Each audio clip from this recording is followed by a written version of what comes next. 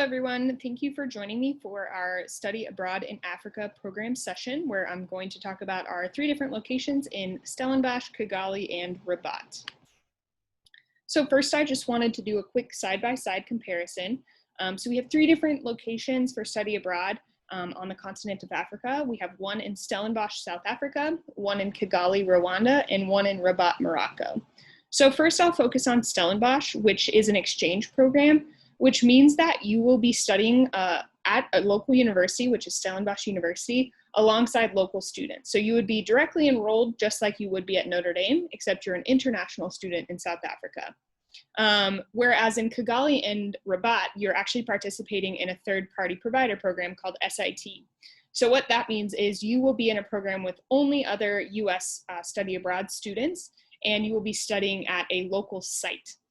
Like a building where they have your classes and things like that. Each of these are different themes. So in Kigali, you will be focusing on post-genocide restoration and peace building.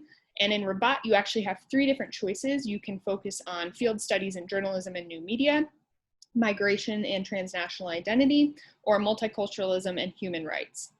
As far as how many students participate in these programs from Notre Dame, it's fairly similar. At Stellenbosch, we're looking at about 2 to 8 Notre Dame students, and in Kigali and Rabat, you're looking at around 2 to 5. However, with each program track, in Morocco, for example, you have about 30 students. So, for example, if you were to participate in the journalism track, you would likely have about 30 students in your cohort, and because there are 3 different tracks, you're looking at about 90 students in the program. As far as eligibility goes, for each of these locations, only juniors are eligible to apply. And for Stellenbosch, we are currently only opening it up for College of Arts and Letters students and College of Science students, just due to the coursework availability. For Kigali and Rabat, all majors and students from every college can apply. For Morocco, one quick note is that for the journalism track, you would need to have previous coursework, college level, in writing, journalism, communication, some sort of media studies. You would need to prove that you have taken a course in that. For the calendar, Stellenbosch is a little bit different than Notre Dame, so it's important to keep in mind. Their fall semester generally runs mid-July to mid-December, and their spring semester runs early February to late June. So just make sure that if you have any internships, jobs, anything like that lined up, you do pay attention to these program dates. And for Kigali and Rabat, they're quite similar and quite aligned with Notre Dame's calendar, as you'll see below.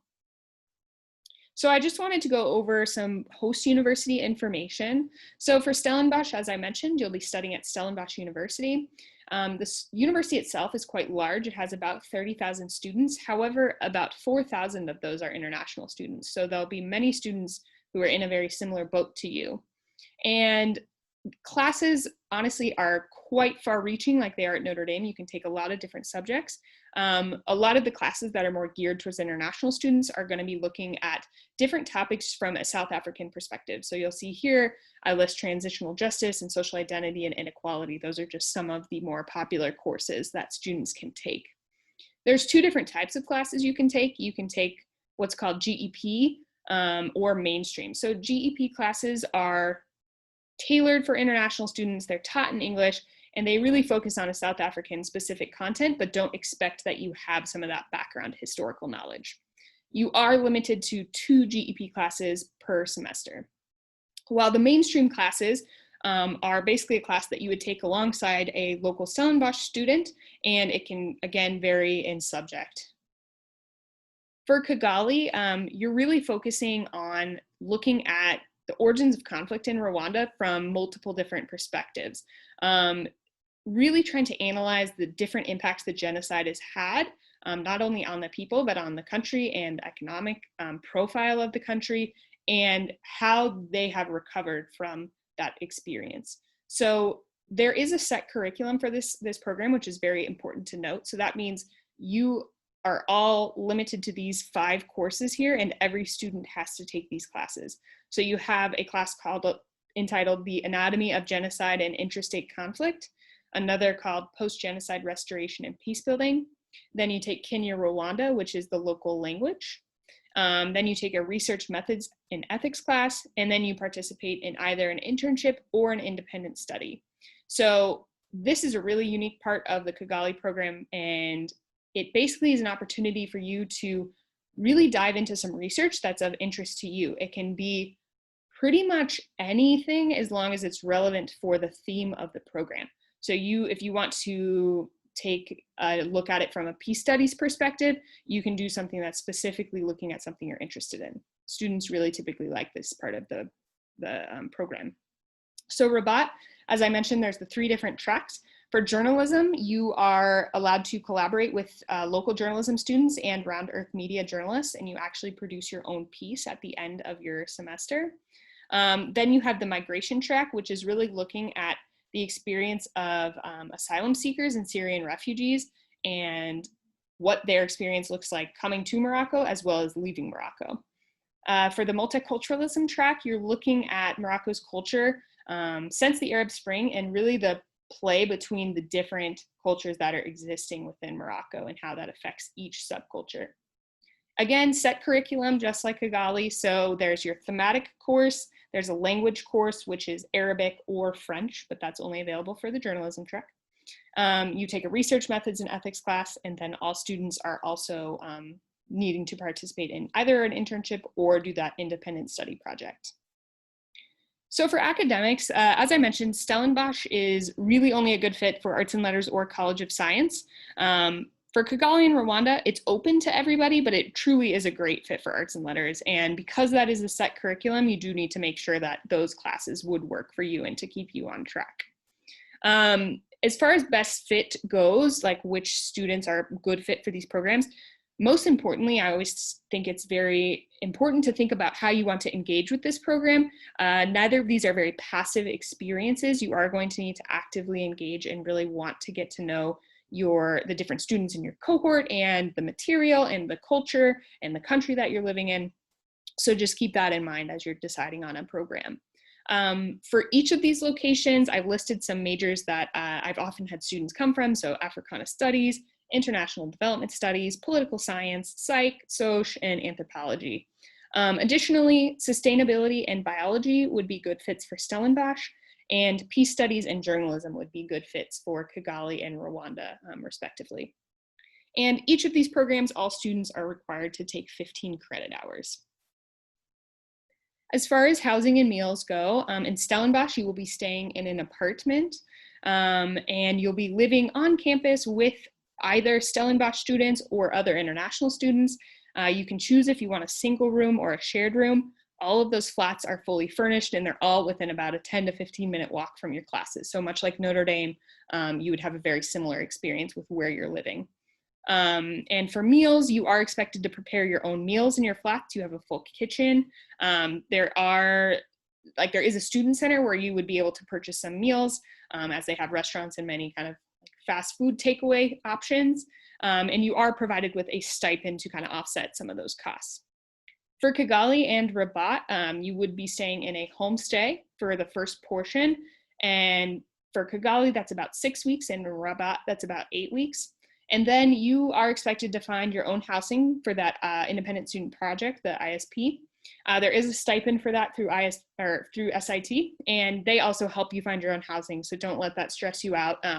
Students often really love this part of the experience because they can customize where they want to go. You can travel within the country, so don't let that scare you. It is not a challenging experience to find housing. They're very hands-on with helping you do that. And for meals, for Kigali and Rabat, while you're in your homestay, you have 2 meals a day on weekdays and all meals on weekends. And then additionally, you'll get that stipend, which helps offset the cost of those meals during your ISP. And lastly here, I just want to go through some special opportunities in each location. So in Stellenbosch, they have what's called the Global Education Center, which is basically your go-to international student support center. And they do a great job of organizing different excursions to places such as Table Mountain, Robben Island, different suburbs around Cape Town. Pretty much anything you want to suggest, they can help you organize, and they do become quite cheap. You're pretty much just paying for, say, the ticket to Robben Island, but not any of the transportation or anything like that. They also have a program called Mateys Abroad, which is where they pair you with a local Stellenbosch student to kind of help introduce you to people, help you get to know the campus, the culture, all of that, and students really enjoy this as they feel like that's a great connection to have right when they arrive. There's also many student clubs, much like there is at Notre Dame, as well as an option to do a community engagement course as one of your GEP course options. So this is a great way if you're interested in community engagement abroad. You can participate in this class. You get 3 credits, as well as getting a really dedicated time to work with a local, there's schools, there's different organizations, different NGOs, there's a couple different options, but it's a great way if you really want to have that extra layer of immersion with South African culture. In Kigali, there are many different excursions included in the program around Rwanda, visiting many different genocide memorials throughout the country, as well as visiting several women's associations, which are kind of helping with the reconciliation of the genocide. Additionally, you spend 2 weeks in northern Uganda, where you're visiting local NGOs, different organizations, visiting an internally displaced persons camp, and you're really able to use that opportunity to see what the impact of the genocide has been in Uganda and what their role was in it. And so that's an interesting comparison for students. And of course, you finish with a game drive through a national park. And in Rabat, depending on the track, you'll see there's many different excursions included. They each include some sort of trip throughout Morocco, as well as a longer, more extended either trip in Morocco, or some are even, the migration track even actually takes you to Amsterdam. So definitely a lot of excursions included in both the Kigali and Rabat program. And in Stellenbosch, there's a lot of opportunity there, and you are provided with a stipend to allow you to participate in those excursions. So I hope that this really, really brief session has allowed you to get interested in any of these programs or any of the locations. Just a quick reminder that our application deadline for study abroad is November 1st, so make sure you do submit your application by then. I've also put my contact information here. My name is Laura Stipik. I am the program director for these locations, so if you are thinking about them or you have further questions, definitely do reach out to me. You'll see my email and my You Can Book Me link here. Always willing to chat about these. I think these programs are all really amazing and really are a great fit for a lot of students, so I really hope that you do consider attending them, and please reach out if you'd like to hear more, and I hope to see some of your applications. Thank you.